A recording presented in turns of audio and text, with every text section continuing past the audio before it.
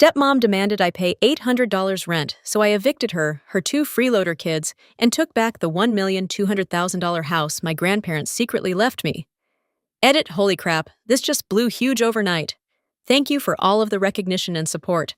I will try to answer queries in the comments. Also to those who claim this is bogus, I wish it were LOL. And yes, I have proof, but I will not disclose it due to legal concerns. Edit 2. In case you're wondering, I'm 22 female. My father is 46 male. My stepmother Tracy is 43 female. My stepbro Brandon is 25 male. And my stepsister Sierra is 21. Yes, they are not their true names for obvious reasons. Okay, buckle up, because this is going to be a lengthy one. Seriously, get some popcorn or something, because there's a lot to unpack here. I've been holding this for weeks and just need to get it off my chest. Some background information is required first, and trust me, it will be useful later. I lost my mother to breast cancer when I was 8. It sucked, obviously, but we made it through. However, my father was absolutely wrecked, and he was scarcely able to function for the first year. By the way, my mother's parents are amazing saints and stepped up big time. They practically moved in with us to assist care for me while my father dealt with his loss and attempted to keep his business functioning. Quick remark regarding the house situation, because it will be very significant later. My grandparents were rather well off, not very rich but comfortable enough to purchase this massive 4-bedroom home in one of Boston's nicer districts. The plan was that we'd all live together so they could properly raise me. To be honest, that worked really well for a while. But then my father met Tracy, not her real name, but it fits her perfectly, lol. At a business conference in Chicago, approximately 2 years after my mother died, he was there to grow his consultancy business or whatever, and she was working as an event coordinator. According to him, they simply clicked. Tracy must have seen an opportunity with a sad widow rower who ran his own business because she practically traveled across the nation to be with him after only knowing him for about 3 months, and to their astonishment, they married after 6 months of meeting. Talk about red flags. Here's where the fun begins. Tracy brought her 2 children with her. Brandon, now 25, was 11 years old and already a spoiled brat. Sierra, 21F, now was 7 years old and wasn't too horrible at first, but Tracy gradually transformed her into a mini clone of herself. My grandparents tried to be kind about it, but I overheard them late at night discussing how they didn't trust Tracy. They assumed she was only pursuing Dad's money. Plot twist, they were correct. But they kept quiet for Dad's sake, since he appeared joyful for the first time since Mom's death. The first few years were tough. Tracy began small with her BS comments about how the house was adorned. Old-fashioned it wasn't. How the kitchen needed upgrading. It didn't. And how my grandparents were set in their ways. But then she became braver. She began moving furniture without permission, threw out some of Mom's old decorations, claiming they were accumulating dust, and gradually took over the home. My grandparents were too nice to say anything, and my father was too love-blind to notice. Then the tasks began. At first, it was natural that everyone should help around the house, right? Except everyone became just me. Brandon was overly preoccupied with athletics. He struggled at basketball, but Tracy had Dad pay for individual coaching regardless. Sierra was too young, despite being only 1 year younger than me. By the time I was 12, I was doing the majority of the cooking and cleaning. Tracy would literally inspect the baseboards with her finger to see whether I had dusted correctly. Meanwhile, Brandon's room smelled like a mix of Axe body spray and old pizza, and Sierra's floor was continuously covered in clothes she was intending to put away. Here's the truly essential part, which I didn't know until recently. Grandma died in 2019 from heart difficulties, and Grandpa died just 3 months later because he couldn't live without her. They registered the residence in my name, like legally. It is all mine. They must have sensed this drama coming from a mile away and wished to protect me, but I had no idea about it. Nobody told me. Dad was aware, but I suppose he didn't believe it was necessary to mention. Spoiler, it was quite crucial. Tracy evidently didn't know either, or she would have sought to get her name on the deed somehow. So for the past few years, I've effectively been living like a servant in my own home, cooking, cleaning, and washing everyone's laundry. Yes, including Brandon's stinky gym clothes, while Tracy sat on her ass, watching Real Housewives and whining about how I loaded the dishwasher incorrectly. Brandon graduated from college 2 years ago, barely. To be honest, I am very sure Dad paid someone off and hasn't worked since. He claims he's trying to be a content creator. However, his TikTok has only 200 followers and is mostly just him executing terrible dance moves badly. Sierra is in her third year of college, ostensibly studying business, but actually just partying and uploading pretty Instagram photos of her Starbucks cups. Dad pays for everything. Her apartment near university, which she seldom uses because she is often at home. Her car, which she has crashed twice, and her credit cards, which she maxes up every month. And there I was working part-time at Starbucks, taking online classes, doing all the housekeeping, and trying to save money because Tracy kept implying that I needed to start contributing to the household. The day everything went down began like any other bad day in my house. I just completed an 8-hour shift at Starbucks. Some Tracy lowercase k hey yelled at me over almond milk. But that's another tale, and I was tired. But of course I had to return home and cook supper lest Brandon get up from his gaming chair or Sierra put down her phone. I'm in the kitchen making this spaghetti recipe I discovered on TikTok NGL, and Tracy walks in dressed in one of her apparently beautiful dresses. I'm pretty sure it came from Ross, but whatever. She has this look on her face that you recognize like when a teacher notices you passing notes in class. Yes, the one. She takes a seat at the kitchen island and keeps a close eye on me while I prepare. I'm already on edge since she constantly finds something to complain about in my food. Last week, there was an excess of garlic, which is practically impossible. The previous week, it was excessively hot. Then she lays the bombshell on me. We need to have a serious discussion about your living situation. I'm like, what living situation? I have been here longer than you, lady. But she continues, your father and I have been chatting, and we believe it is time you started paying rent. After all, you're working now, so it's not fair for you to live here for free while we cover all of your bills. Y'all. This woman's boldness. I'm genuinely standing there, wooden spoon in hand, sauce, probably burning, trying to digest this BS. Meanwhile, I can hear Brandon upstairs yelling about his KD ratio and KOD, while Sierra's TikTok sounds are coming from the living room. So I ask her, trying not to raise my voice because I'm petty, but not foolish. What about Brandon and Sierra? Are they also paying rent? She does this thing where she dabs her mouth with a handkerchief, even though she hasn't eaten anything, which she learned from Real Housewives ASTG. Then she strikes me with, well, that is different. They are my children, and they are still establishing themselves in life. Brandon is pursuing his content creation job, and Sierra is concentrating on her education. I almost laughed aloud. Brandon's content creation profession consists of lip-syncing to popular songs and playing Fortnite on Twitch for a total of 3 viewers, one of which is most likely his mother, and the other an alt account. And Sierra's studies. The girl hasn't opened a textbook since freshman year orientation. But here's when it gets good. Tracy begins to set out her realistic rent requirements. $800 per month in this economy, plus utilities, with the expectation that I continue to assist out around the house. I'm standing there stirring the pasta sauce when something inside me snaps. You know that scene in movies where everything goes silent and clear? It was like that. All the years of being treated like Cinderella, all the snarky remarks, all the extra duties, all the times I had to wash Brandon's crusty gym socks or pick up Sierra's artificial lashes from the bathroom floor. It all hit me at once, so I turn off the burner. Safety first. He set down the spoon and stared Tracy dead in her over-Botoxed expression. Let me get this straight. I say, my voice unusually calm. Brandon, who hasn't earned a single dollar since graduation and spends his days yelling at 12-year-olds on Xbox, doesn't have to pay rent. Sierra, who maxes out her credit cards buying Sheen hauls and has never touched a vacuum in her life, doesn't have to pay rent, but I do. Tracy's face twitches strangely, which is most likely due to Botox interfering with her facial muscles. She starts talking about how I'm more established, how family helps family, and other nonsense. She undoubtedly saw in a Facebook mom group. That was when I decided to detonate my own bomb. But first, I summoned everyone to the dining room. I told Tracy I wanted to talk about this because her family used deceptive tactics against her. Ha! Brandon complained about leaving his game while Sierra behaved as if getting off the couch was physical torment. But gradually, everyone was seated at the table.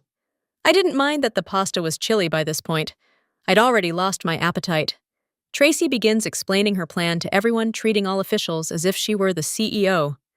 Brandon is smirking, most likely thinking about how he can spend his allowance on more V-Bucks, now that I will be paying the bills. Sierra is capturing everything for her personal tale. The girl enjoys drama, as long as it doesn't include her. And that is when I did it. That's when I spoke the words that altered everything. I'm not paying rent because this house belongs to me. The hush that followed. OMG. I wish I had recorded it, folks. I wish I had a photo of their faces. It was as if I had just spoken in an alien language. Brandon really stopped in the middle of his meal, his fork hanging there, and spaghetti falling back into his plate. Gross. Sierra's jaw really dropped, and it was the first genuine look I had seen on her face since she found filters. But Tracy, oh man, Tracy's reaction was priceless. You know, the loading wheel that appears when your computer freezes? That was her face. Her brain seemed to be unable to grasp what I had just spoken. Then they all began laughing, like full-fledged hysterical laughter. Good one. Brandon snorts, pasta sauce dripping down his chin. Did you acquire that through TikTok or something? Sierra has already pulled out her phone, undoubtedly thinking this would be wonderful content for her Relatable Family Moments series, which has about 50 followers tops. Tracy is also attempting to laugh, but I can tell that panic is setting in. She has that face she gets when her credit card is refused at Nordstrom Rack, which happens more frequently than you may imagine. What are you talking about? She attempts to be dismissive, but her voice shakes. This house is mine and your father's. This is where things start to get good. I simply recline back in my chair, attempting to exude that calm villain spirit, you know. Also, why don't you call and ask Dad? Tracy's fake nails began pounding on her iPhone screen so quickly that I thought she might fracture it. I kind of hoped she would, since guess who'd have to go get it fixed? GH. She puts it on speaker like she always does. She enjoys an audience when she believes she is about to win an argument. The phone rings several times before Dad answers. He sounds fatigued, possibly because he was working while his stepson was developing his brand or something. Tracy's voice is pleasant and phony when she says Mark, as if she's trying to gain an upgrade at a hotel. Lucy is telling some interesting stories about the house. She says it belongs to her. That's not true, right? What about the stillness that followed, deafening? You could literally hear my father clearing his throat when he was uncomfortable. He does it frequently around Tracy. Then finally, my in-laws put the house in Lucy's name before they passed away. Boom! Tracy's face changed colors more than my previous mood ring. First with Claire's red, then white, and finally, this strange greenish tint I'd never seen on a human before. What do you mean they put it in her name? She practically screams now. When were you going to tell me this? I didn't think it was that important, my father adds softly. To be honest, this is a typical dad move. Not important. Tracy is standing up now, her chair scraping against the floor. You didn't think it was important to tell me that your teenage daughter owns our house. She hangs up on him mid-sentence. The phone hit the table so hard that I believed the screen would fracture again. I hoped it would. Brandon is not laughing anymore. He becomes pale when he realizes that the game area he told me to leave was actually mine. Sierra is still recording, but her expression has changed to that of a deer in the headlights. I can almost feel the TikTok drafts getting destroyed in her mind. Tracy is breathing as if she had just run a marathon in her false Louboutins. She's trying to remain calm, but I can see her hands shaking. Well, she continues trying to sound cool, but failing miserably. This has clearly been a misunderstanding. Of course you don't have to pay rent, Lucy. Let's just forget this conversation happened. But here's something I didn't want to forget. I was done forgetting all the nonsense they had put me through over the years. Done being the family doormat. I'm tired of them living rent-free in my house and treating me like a personal maid. So I simply smiled and said, "Oh, we're definitely not forgetting this conversation." In fact, I paused for dramatic effect. What can I say I've learned from the best? I think it's time we had a serious discussion about your living situation. Tracy's terrified expression. Better than any Christmas present I have ever received. But wait, it gets even better. Because while they're all sitting there processing their new reality, I can hear Tracy's phone vibrating with texts from my father. She is ignoring it, but I know exactly what is going on. He's undoubtedly panicking and texting her about all the legal paperwork my grandparents left, which proves everything I've just said. Okay, so after the nuclear dinner scene, I went to bed feeling really good about myself. Have you ever felt empowered to confront a high school bully? That's how I felt after multiplying it by 1,000. What about Tracy? Oh no, she was not done. Definitely not. So the next morning, as I'm about to go downstairs for breakfast, I hear Tracy's voice coming from the kitchen. She's on the phone with my father on speaker because, of course, And guess what she is doing, y'all? This woman is literally attempting to persuade my father to let me move out of my own house. Here's the conversation I overheard, which I captured on my phone. Because at this point, I trust these folks as far as I can throw them. Tracy Mark. You have to do something about this problem. Your daughter is causing problems. Dad sounding exhausted. What do you want me to do, Tracy? How about the out-of-state institutions she applied to? You could persuade her to attend one of them. Tell her that it will benefit her independence. I swear to God what chutzpah this woman has. She's actually out here trying to ship me off to another state so she can continue to live in my house rent-free. But wait, it gets better. Dad said, I don't know, Tracy. Tracy in that sugary honey voice she adopts when manipulating others. Think about it, Mark. She's young. She needs to experience life away from home. And honestly, pause. I'm worried about her mental health. All this anger she's carrying around, it's not healthy. Excuse me. The only thing harming my mental health is living with the bad stepmother from every Disney film combined. But here's the part that really grabbed me. He said, maybe you're right. I'll talk to her about moving out for college. It might be better for everyone. I literally had to bite my fist to stop shouting. My own father, whom I've lived with my entire life, who I cared for after Mom died, and who I cooked and cleaned for, has just agreed to try to push me out of my own home. So I did what any reasonable person would do. I proceeded into the kitchen as if I had not heard anything. Tracy almost dropped her phone when she saw me. She was still in her silk robe, probably phony like everything else about her, holding her world's best mom coffee mug, which Brandon and Sierra bought for her at the dollar store for Mother's Day. And she behaves like it's fine china. Good morning, sweetie, she says, as if she isn't trying to get rid of me. I made coffee. First and foremost, she did not prepare coffee. Instead, she loaded a K-cup into the Keurig I purchased with my Starbucks money. Second, honey, since when Brandon stumbles in looking like a zombie, presumably up all night streaming to his 3 viewers. And Sierra follows shortly after, already fully camera ready. It takes her 2 hours every morning. I kid you not. We're all sitting there having breakfast, which I made. Tracy doesn't know how to cook anything that doesn't come from a microwave, and the tension is so strong you could cut it with a knife. Brandon shovels cereal into his mouth while scrolling through TikTok. Sierra takes pictures of her untouched avocado toast for Instagram, and Tracy pretends to read emails on her phone, but I can tell she's actually looking up how to evict someone who owns your house. Tracy, you're not very subtle with the phone angle. That's when I started to have fun. Hey, Tracy, I replied casually. I was thinking about what you said yesterday about rent. She perks up like a meerkat, undoubtedly expecting me to back down. I suppose you're correct. People should pay rent to live here. The relief on her expression lasted only about 2 seconds before I dropped the bomb. So I have been conducting some calculations. Based on the market pricing in our area, I believe $1,200 per person is reasonable. That is $3,600 for you, Brandon and Sierra. Of course, that excludes utilities. Oh, there will be a security deposit. Chaos! All chaos! Brandon genuinely choked on his frosted flakes, while Sierra's avocado toast went face down on her new white crop top. Karma is real people. And Tracy appeared to be about to pass out. You can't be serious, she sputters. We are family. Oh, I am dead serious. And since you raised a family, I take out my phone, which has a tape of her morning conversation with Dad queued up. Let's speak about your little plot to ship me off to college. Brandon and Sierra are looking between us like they're watching a tennis match, and the color in her cheeks drained so quickly that I thought she'd pass out.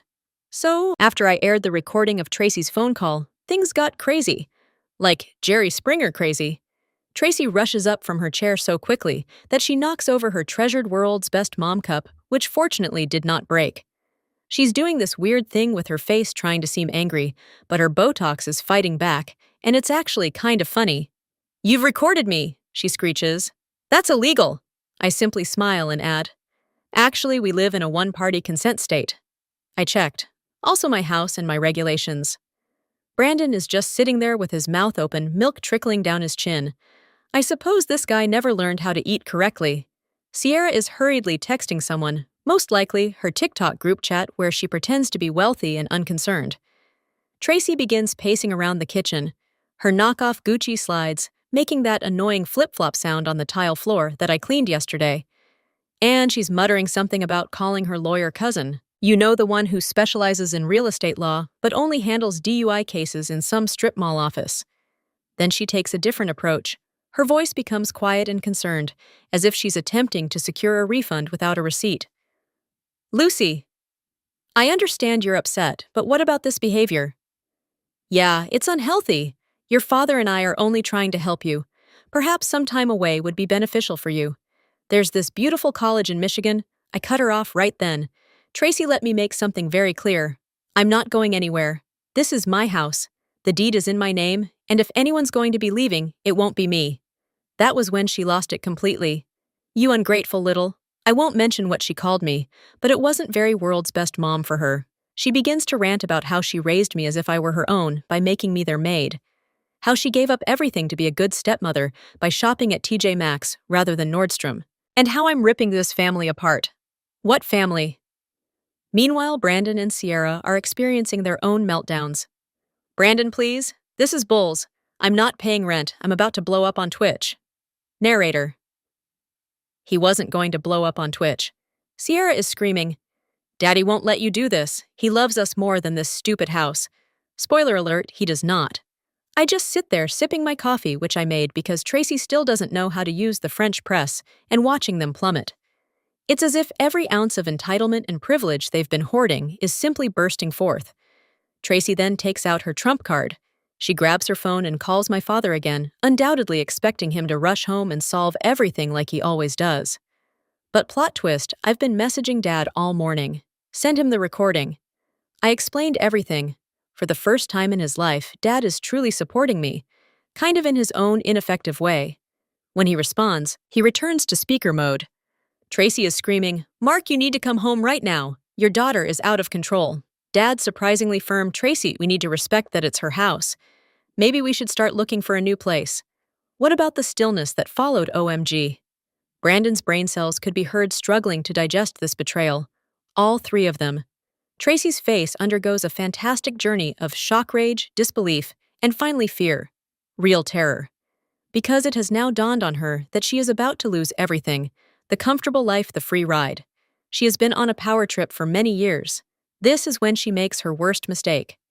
She turns towards me, gets right in my face, and says, Listen here, you little bae. I don't care whose name is on the deed. This is my house. I've lived here for 12 years, and no spoiled brat is going to kick me out. I will make your life hell. Perfect. Just perfect. Because guess what? I've also been taping this entire chat. Not only that, but I had already spoken with a lawyer. Thanks to r/legal advice for the recommendations. It turns out that threatening the legal owner of your residence is not a good idea. Who knew? Okay, remember how I discussed speaking with a lawyer? Best decision ever. Turns out my grandparents did more than simply transfer the house in my name. They also set up the entire legal process. Trust estate. I'm not sure what legal terminology is, but it basically prevents anyone from contesting it. My lawyer actually laughed when she saw Tracy's legal threats in the text I showed her. But let me back up a little. The day following Tracy's minor breakdown, I went nuclear. I served them all with legitimate eviction notices, including official court paperwork. Tracy's facial expression when she was served priceless. She attempted to refuse to take the documents, but apparently that is not how it works. Thank you, Reddit. Brandon's reaction was precisely as expected. He flung his gaming chair down the stairs, breaking it. Elmo Karma. Sierra had a complete Instagram live tantrum. Congratulations on gaining almost 200 followers. What about Tracy? Oh man, Tracy became completely insane. First, she attempted to contact every single lawyer in town. But here's the thing with small-town lawyers. Everyone knows each other. And after the first couple told her she had no case word spread. Even her DUI cousin refused to touch it. Then she took the social media way. Posted a lengthy, dramatic Facebook status on how her ungrateful stepdaughter was attempting to make her family homeless. But that backfired when one of my mother's old friends mentioned Tracy's treatment of me throughout the years, accompanied by receipts. Side note, a shout out to my mother's friend Elise, who has been saving screenshots of Tracy's BS for years. The hero we did not realize we needed. What is the best part? Tracy's expensive country club friends began to distance themselves. It turns out that they dislike associating with those who are about to become homeless. Funny how that works. Meanwhile, Brandon and Sierra are experiencing their own crisis. Brandon finally recognized that being a content producer isn't a career when you have 247 followers and your main content is about Fortnite. He tried looking for actual jobs, but professional gamer unofficial does not sound good on a resume. Sierra's sorority friends found out about everything since she shared it on her private story, which has roughly 200 followers. They're now everyone chatting about how her luxury bags were most likely fakes and that her father isn't genuinely wealthy. She's having a complete identity crisis. But the real drama began when Tracy attempted her final desperate move. She waited until I was at work before attempting to rearrange some things in the house. By reorganizing, I mean she attempted to take some of my mother's old jewels which my grandparents had left for me. Unfortunately for her, I had previously installed surveillance cameras following the eviction notice. Thanks again, Reddit, for the advice. I caught her on film trying to put my mother's antique necklaces into her trashy Michael Kors purse. I called the cops. I filed a report. I showed them the footage. Tracy tried to explain to the police officer that she was only moving jewelry that didn't belong to her. Her phony tears didn't work this time, most likely because her mascara wasn't even running. Waterproof makeup completely undermines the dramatic impact. The officer, an elderly woman, took one look at the scene and was not having it, especially when Tracy tried to play the but family card. Attempting to steal from the legal owner of this house isn't a family matter. I haven't filed charges yet because having something on file for the eviction case is better. My lawyer was delighted. Speaking of the eviction, remember how Tracy used to talk about her investment accounts and how she was independently wealthy before dating my father?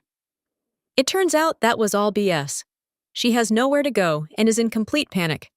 She tried calling my father's sister for assistance, but my aunt, who never liked Tracy, simply forwarded her a link to apartment ads in the shady section of town. I felt awful for a moment until I remembered Tracy inadvertently donating my mother's Christmas ornaments to Goodwill. The worst part. My father finally grew a spine, kind of. He told Tracy that if she does not go gently, he will not accompany her. It turns out that even he was tired of her toxic BS after 12 years. I will notify you when they leave. Final update. So after the entire jewelry theft attempt, Tracy realized she was in trouble. Tracy, on the other hand, felt compelled to make the most spectacular exit imaginable. The day before the final eviction deadline, she attempts one last power play, calls this a family meeting, LAMA, a what family, and walks in wearing her phony Chanel suit with the evident wrong pattern, which she claims is vintage. She has a full speech planned about how she's choosing to leave because she can't take the negativity or whatever. Tracy begins this monologue by explaining how she is taking the high road. When did getting legally evicted become an honorable act? Then she drops what she believes is her trump card. Your father and I have decided to move to Florida. We just bought a beautiful house in Tampa, much nicer than this old place. First and foremost, they did not make any purchases. I honestly saw her GoFundMe for Family and Crisis Needs Housing, which received exactly $43 in donations. The majority came from her multi-level marketing group. Second, my father wasn't even present for this news. He was in a hotel. It turns out that witnessing your wife try to steal your deceased wife's valuables is quite depressing. Who knew? But here's when it gets good. While Tracy is doing her faux elegant exit speech, the movers I hired arrive. Specifically, in the midst of her. This house was beneath me anyway, Diet Tribe. There are these gigantic dudes coming in with crates and dollies. Tracy's face does that odd frozen thing again. Botox with wrath equals comedic gold. She began shouting about how she wasn't prepared and needed more time to organize her items. The head mover guy shouts out to Mike, "You're a real one," looks at her and says, "Ma'am, we have strict instructions. Everything gets packed and moved to your storage unit today. If you want your stuff, you'll need to take it up with the court." Y'all, she lost it. Full nuclear meltdown. Started snatching random items, claiming they were family heirlooms, including my mother's ceramic bowl, which she had wanted to throw away last year. Sierra's upset because her TikTok backdrop has been wrecked. Brandon is having a panic attack because he cannot disconnect his gaming equipment quickly enough. But this is the finest part. Tracy used to brag about her designer items, vintage bags and expensive clothing. The movers begin packing it, and half the labels practically come off. While all of this is going on, I'm sitting on my couch having coffee at home and watching them scramble. I posted a couple updates to my private tale, and suddenly all these individuals from high school are sliding into my direct messages like, "OMG. I always knew she was fake. Final inventory of items they attempted to steal on their way out. 3 of my mother's necklaces captured on camera. My grandmother's china set also on camera. The nice coffee maker. I purchased it with my Starbucks money. Every single towel in the house. A strange flex, but okay. The garage door opener. Really? But you know what, they can keep the towels. I've already purchased new extremely excellent ones that Tracy would have complained were too expensive, while spending $500 on her false designer items. What about the actual eviction chef's kiss? They had to complete the walkthrough with the sheriff's deputy, which was a typical process but more fulfilling.